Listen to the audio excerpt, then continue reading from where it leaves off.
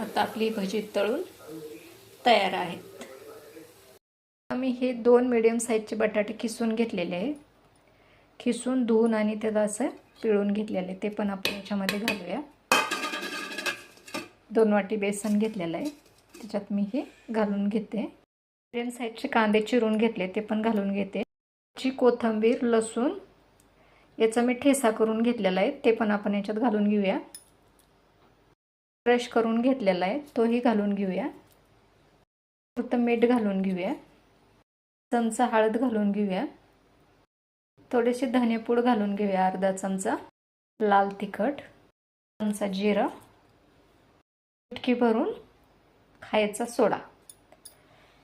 सगळ्या जिन्नस आपण हाताने मिक्स करून घेऊया आणि थोडं थोडं पाणी घालून याला आपण असं मिक्स करून घेऊया.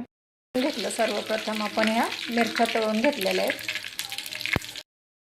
आता आपण ही भजी सोडून घेऊया.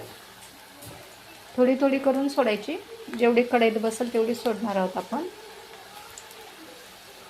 याला गोल्डन फ्रायवर तळून घेऊयात. कमी गॅसवर, थोडासा मिडियम केलेला आहे मी गॅस. याच्यावर आता गोल्डन फ्राय आपण याला तळून घेणार आहोत.